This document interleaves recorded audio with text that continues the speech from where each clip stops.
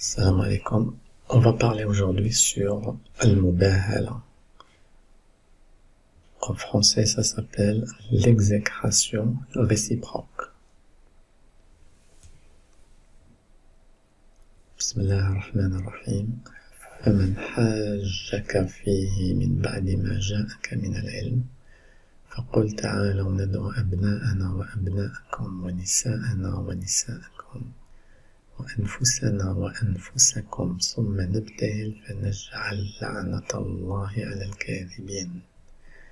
À ceux qui te contredisent à son propos, maintenant que tu en es bien informé, tu n'as qu'à dire: venez, appelons nos fils et les vôtres, nos femmes et les vôtres, nos propres personnes et les vôtres, puis proférons exécration réciproque en appelant la malédiction d'Allah sur les menteurs. C'est une histoire qui s'est passée entre le prophète sallallahu alayhi wa sallam et un groupe de chrétiens. Donc ils débattaient sur Allah essentiellement, Allah Ta'ala. En fin de compte, ils s'étaient pas mis d'accord, donc les chrétiens étaient restés sur leur position. Alors Allah subhanahu wa ta'ala a demandé au prophète sallallahu alayhi wa sallam de leur proposer de faire le mubahala. C'est-à-dire chacun idéa la roha. C'est-à-dire il fait des doigts contre lui-même, en appelant la malédiction sur lui s'il avait menti pendant le débat.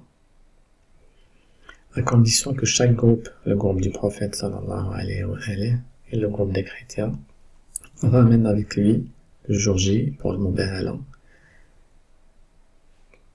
des personnes qui ont un statut important dans la religion. C'est une petite condition dans le mubahala. Donc le prophète sallallahu alayhi wa sallam leur a dit: venez, appelons nos fils et les vôtres, nos femmes et les vôtres, nos propres personnes et les vôtres, puis proférons le mubahala. Puis faisons le mubahala. Donc le jour J, le prophète sallallahu alayhi wa sallam est venu avec certaines personnes et les chrétiens sont venus avec certaines personnes. Maintenant, on va découvrir avec qui le prophète est venu. Il a choisi qui comme personne ce jour-là et pourquoi ces personnes-là, mais pas d'autres personnes. Sachant que là, comme vous le voyez, il dit: venez, appelons nos fils et les vôtres. Donc le prophète sallallahu alayhi wa sallam, il va ramener ses fils. D'accord? Après, nos femmes et les vôtres. Donc le prophète sallallahu alayhi wa sallam, il va ramener, normalement c'est au pluriel, nos femmes. Faites très attention à ça. Après, il a dit nos propres personnes et les vôtres. Là, on va entourer ça en rouge. Nos propres personnes et les vôtres. Puis faisons le mubahala. Maintenant, on va découvrir qui était avec le prophète sallallahu alayhi wa sallam. Alors, voyons. Allons voir ce que dit Sahih Muslim. Kitab Fada'il as-Sahaba. Bab min Fada'il Ali ibn Abi Talib. Donc c'est Sahih Muslim. Donc on ne négocie pas sur Sanad, on ne négocie pas sur l'authenticité du hadith. Donc Kitab, bon chapitre, les vertus des Sahaba. Et l'autre chapitre c'est les vertus de Ali ibn Abi Talib. Alayhi salam. Sahih Muslim. Donc, حدثنا. Donc, tout ça, c'est pas important parce que c'est Sahih Muslim, donc c'est authentique. عن عامر بن سعد بن أبي وقاص.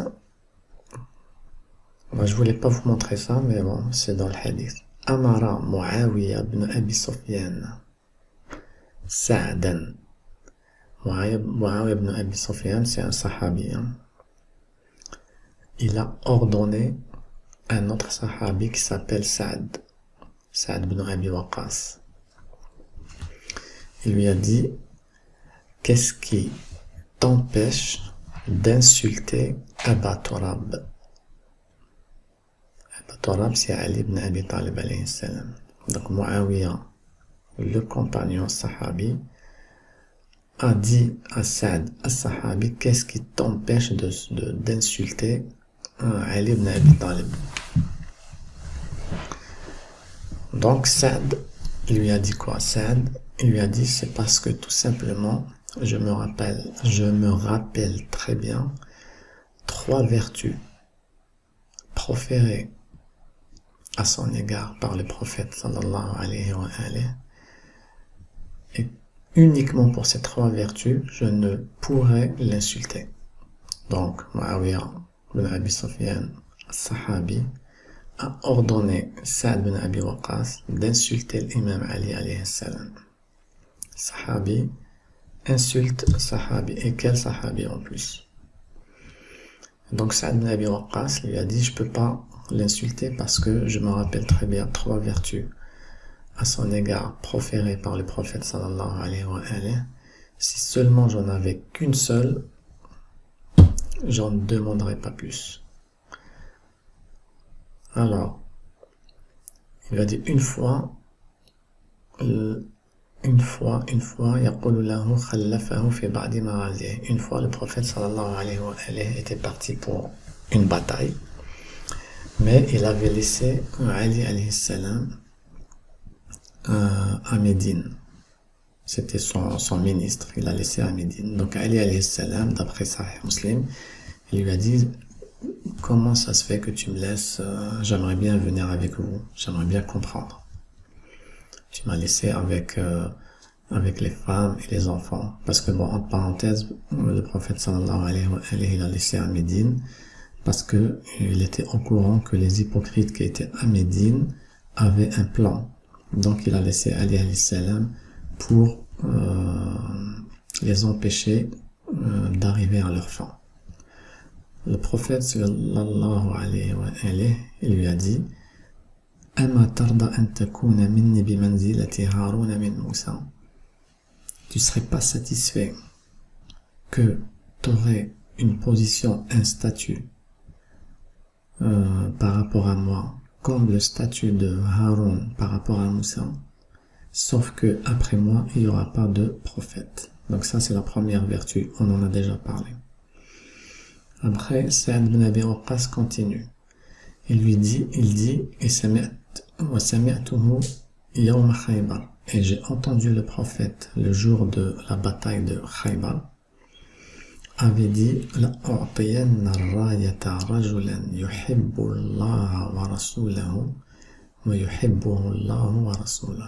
prophète sallallahu alayhi wa alayhi, dans la bataille de Khaybar, avait dit, je vais donner Raya. Raya, c'est peut-être le drapeau de la guerre, qui représente la guerre. Et c'est très important. La personne qui tient ce drapeau, Raya, ça veut dire que cette personne-là, elle est le guide de la bataille. Elle représente le guide de la bataille. Donc il aura dit, je vais donner à Raya, Khadan, non, il n'y a pas Radan, un homme, je vais la donner à un homme qui aime Allah subhanahu wa ta'ala et son prophète, et Allah subhanahu wa ta'ala l'aime et son prophète également. Donc Saad ibn Abi Waqqas dit fatatawalna laha, ça veut dire que tous les sahaba auraient aimé que ça soit lui, cette personne dont parle le prophète, parce que c'est une vertu. Alors, donc le prophète leur a dit, appelez-moi Ali.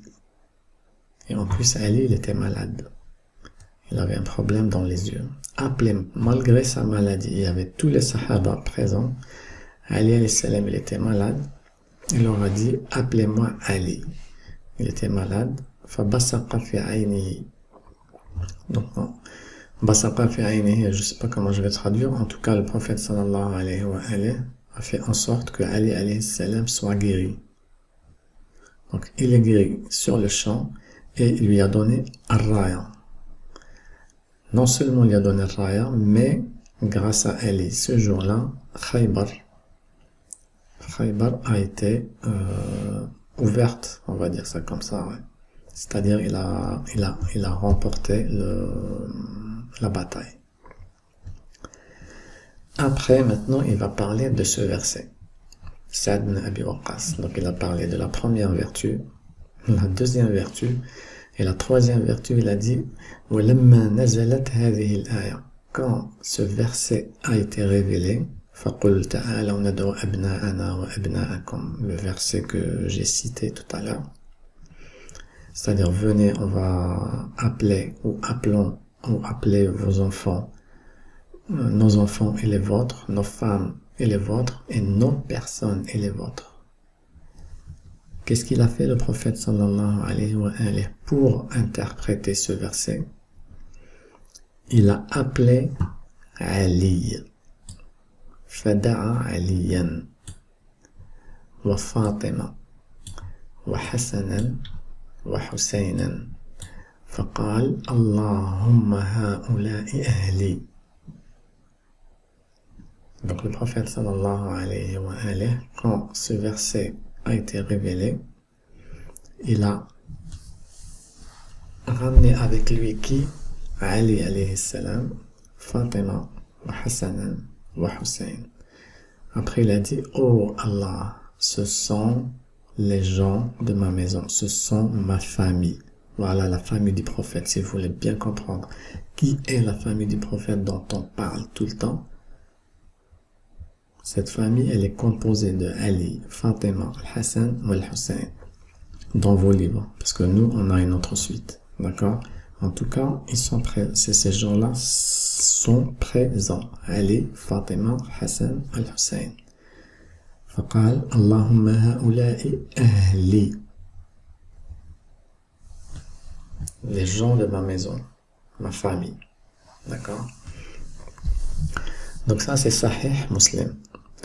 Si on descend, on va trouver Musnad Ahmad. Musnad al-Ashara al-Mubashirina bil-Jannah, Musnad Haddathana. Alors, je sais pas s'ils avaient précisé si c'était un hadith sahih ou non. En tout cas, dans Musnad Ahmad, pareil, on aurait aimé, chacun avait souhaité que ça soit lui. D'accord?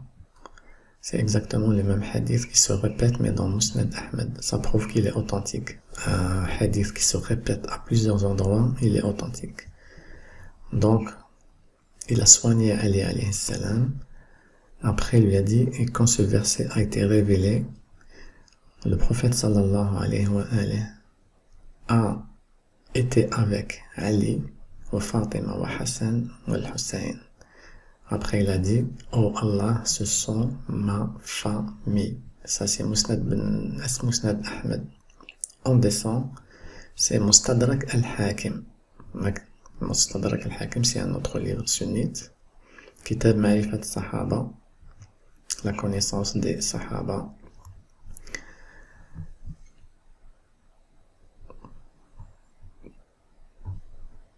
Donc, أخبرني ندعو أبناءنا وأبناءكم ونساءنا ونساءكم. Nos enfants et les vôtres, nos femmes et les vôtres, nos personnes et les vôtres. Le prophète sallallahu alayhi wa alihi était venu avec Ali, wa Fatima, wa Hassan, wa Hussein alayhim salam. Après, il a dit, oh Allah, ce sont ma famille. Hadith صحيح على شرط الشيخين ولم يخرجه. Après, Al-Hakim al-Nisaburi, la même chose. Ibn Kathir, la même chose. Donc ce hadith a été cité à plusieurs endroits de la même façon. Alors, qu'est-ce que je voulais dire? Ce verset coranique est juste incroyable. Ce verset coranique, mais sincèrement, celui qui le nie,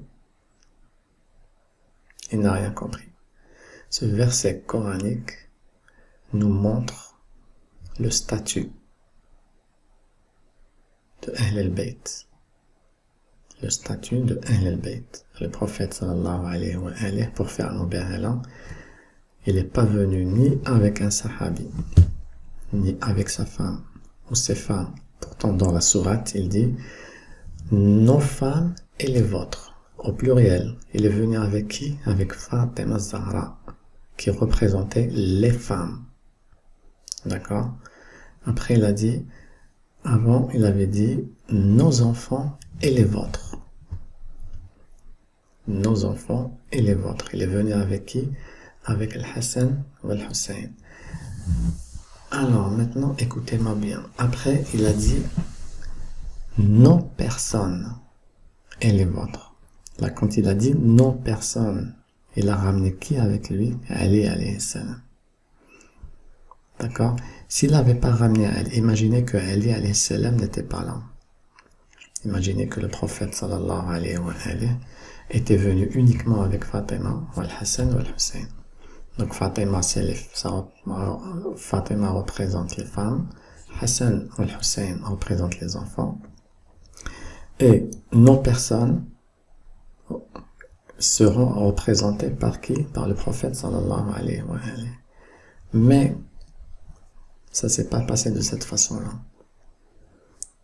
Nos personnes et vos personnes, le prophète sallallahu alayhi wa alayhi est venu avec Ali alayhi salam. Donc Ali alayhi salam représente quoi? Ou représente qui? Représente la personne du prophète.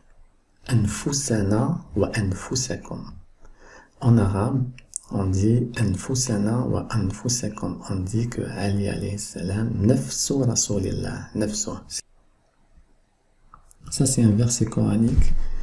On ne va pas parler de Fatima alayhi salam, ou Al-Hassan ou Al-Hussein. On va parler de Ali alayhi salam. Ali alayhi salam représente la personne du prophète sallallahu alayhi wa alayhi. Et ce n'est pas moi qui le dis, c'est Sahih Muslim. Le statut de Ali alayhi salam par rapport au prophète et par rapport à Allah. Ça, c'est un verset coranique. Le prophète sallallahu alayhi wa sallam, ma yantiqu anil hawa. Tout ce qu'il fait, c'est de la révélation. Tout ce que le prophète sallallahu alayhi wa alayhi fait, c'est de la révélation. Ça vient de Allah subhanahu wa ta'ala. Il n'a pas inventé ça.